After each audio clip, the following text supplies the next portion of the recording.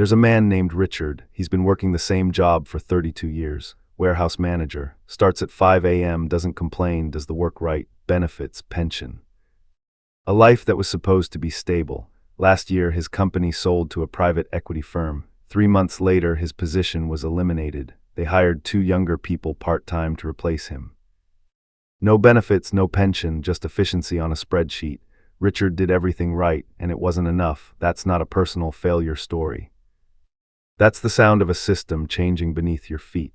This is what nobody wants to say out loud. Hard work stopped being a guarantee somewhere between the 1980s and now. And most people haven't actually caught up to that reality yet. Before we go further, understand what we're really talking about. Your parents or your grandparents lived in a different economic world. If you worked hard, showed up, did your job well, you could reasonably expect a few things: a pension, a stable career path. The ability to buy a house on a single income, health care for life. These weren't miracles. They were structural features of how the system actually worked. That deal no longer exists. It's not that hard work became pointless, it's that the contract itself got rewritten. And the rewrite happened quietly enough that most people are still operating under the old rules, wondering why following the playbook doesn't produce the same results. This matters right now because we're in a moment where people are starting to notice the gap between the old story and the new reality. You work hard, you check the boxes. You still feel one emergency away from financial chaos. That feeling isn't a character flaw or a reflection of how hard you're actually working. It's a signal that something structural changed. And understanding what changed is actually more useful than another productivity hack or motivational speech. Here's what happened. Let's go back to the 1950s and 60s, not because they were perfect, but because they reveal how a different economic machine functioned. In the post-war era, American companies had serious structural advantages. Europe was rebuilding. Asia was still closed off from global trade. American manufacturers faced almost no real competition, so the labor dynamics were simple. A company needed workers, workers wanted jobs, and there was enough profit to create an actual deal. That deal looked like this. If you came in, worked hard, stayed loyal, you could expect your income to rise, not dramatically, but consistently. You'd get paid better at 40 than you were at 30. The company would invest in your skills. You get a pension you could rely on, health care for you and your family, job security that actually meant something. From the company's perspective, this made sense. Labor was expensive relative to everything else. A trained worker was genuinely valuable. Losing someone cost money, so keeping people was strategic. For workers, the math was clear. One job could support a family. You could buy a house. You could plan a future. You knew the rules, and the rules were stable. That was the system from roughly 1945 to 1973. It wasn't universal. It wasn't available to everyone equally. But for the people inside it, it worked. Then something shifted. In the early 1970s, a few things happened at once. Oil shocks created inflation. Emerging markets started making things cheaper than America could. Companies started feeling real pressure on their margins for the first time since the war, and a new philosophy started gaining traction in business schools and corner offices. The philosophy was simple: don't think of companies as communities that employ people. Think of them as machines designed to extract value for shareholders. Everything else is just a cost to minimize. This wasn't random, it was deliberate. Management theorists like Jack Welch at GE became famous for doing exactly this: cut costs, automate, replace stability with flexibility. Move capital around constantly, maximize returns to shareholders, and it worked. Stock prices went up, executive compensation went up, profits went up, but something else happened too. The old deal started dissolving, not everywhere at once, but systematically. Pensions got frozen or eliminated, benefits started shrinking. The expectation of a career at a single company became almost quaint. Wages stopped rising with productivity. They stopped rising at all, actually, for workers below the executive level.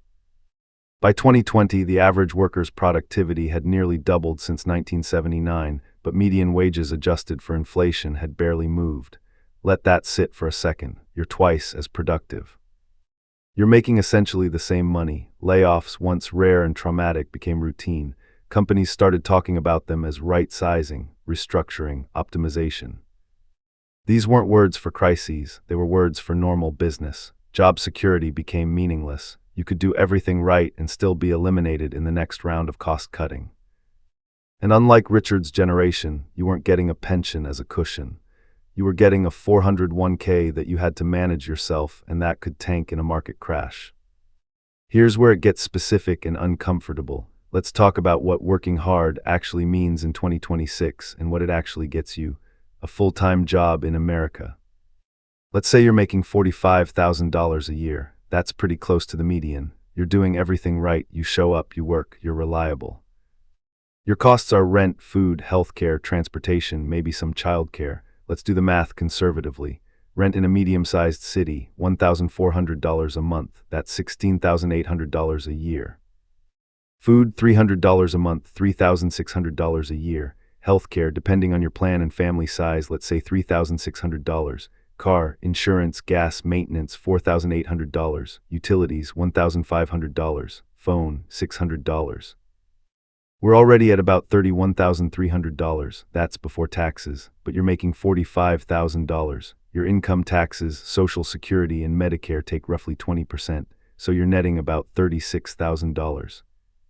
You've got about $4,700 left after basic survival costs for an entire year. Now, what happens when something goes wrong? Your car needs a $2,000 repair.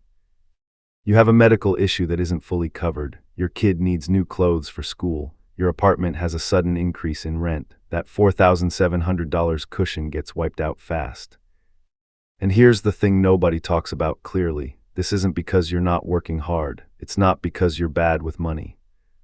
It's because housing, healthcare, and education got astronomically more expensive over the last 40 years, while wages basically stalled. Housing in 1975, the median home price was about 3 times the average household income. By 2023, it was over 5 times. In major cities, it's closer to 8 or 9 times. Healthcare insurance premiums have roughly tripled since 2000, adjusted for inflation. Out-of-pocket costs have doubled. Education, tuition costs have increased nearly 9 times faster than wages since 1980. A degree from a state university now costs upward of $80,000, and that's just tuition. You're not failing. The costs of basic life got structurally divorced from wages. Working harder doesn't fix that. It's not a problem that discipline can solve. And then there's the insurance problem. Hard work used to come with insurance, implicit insurance. The company needed you. Layoffs were extreme situations. You could actually count on your income. That insurance is gone. The reason is subtle but important. Companies decided that flexibility was more valuable than stability. If the market moves, they want to be able to shed costs immediately. They don't want to be locked into payroll. They want workers to be like electricity or cloud computing. Pay exactly for what you use, no waste. This is mathematically rational from a shareholder perspective. It's humanly terrible from a worker perspective, because stability is actually the most valuable commodity a working person can have. More valuable than a slightly higher salary, more valuable than a fancier title. If you know your income is secure, you can borrow money for a house, you can have a child, you can go to the doctor. You can plan. If you don't know whether you'll have that job in 6 months, none of that is actually possible, even if your current salary looks okay on paper. This is why financial anxiety has become almost universal among the middle class, even among people making decent money. They're not anxious because they're bad with money. They're anxious because the system no longer offers them what it offered previous generations, a stable foundation to plan from. Richard wasn't poorly paid, he wasn't reckless. He just lost the insurance policy and didn't know it was optional until it was gone. The companies will tell you this is about efficiency. It's about being competitive in a global market. And there's some truth to that. Global supply chains do mean companies face more pressure. Markets do shift faster. The world is genuinely more competitive than it was. But here's what they won't tell you. That increased flexibility for companies means increased vulnerability for workers. It's a transfer of risk. It's not invisible. You can measure it. The percentage of workers with access to a traditional pension has dropped from about 60% in the 1970s to under 15% now. Most of those remaining are government workers. The private sector basically abandoned the pension entirely. Job tenure has dropped. The average time a worker spends at a company has gotten shorter. In 1975, the average worker had been at their current job for about 5 years. By 2022, it was 4.3 years. That doesn't sound like much, but it means the ground under your feet is less stable.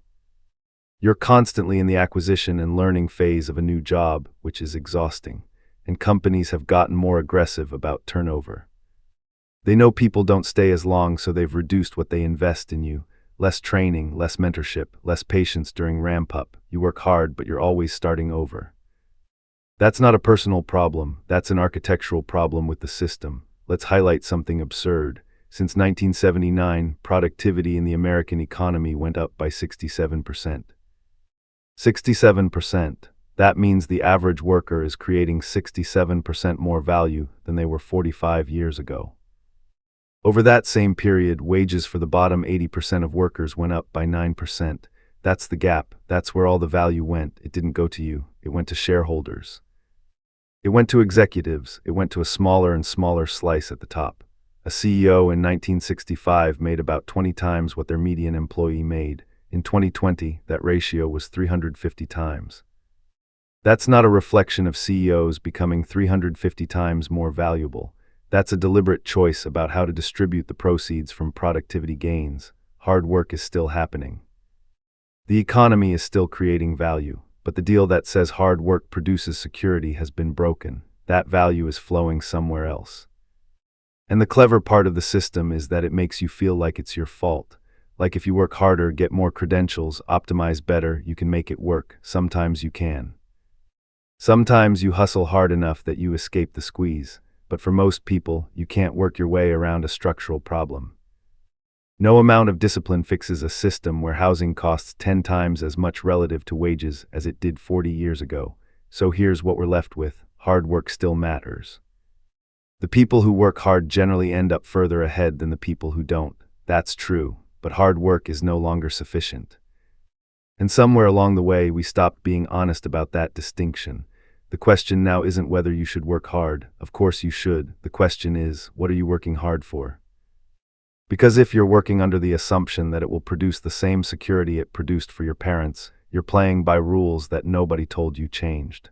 That's not destiny. That's not inevitable. Systems can change. But the first step is actually seeing the current system clearly instead of trying harder to win a game you're not realizing is rigged. What does that change look like? That's a different question, and that's the conversation we probably need to have next.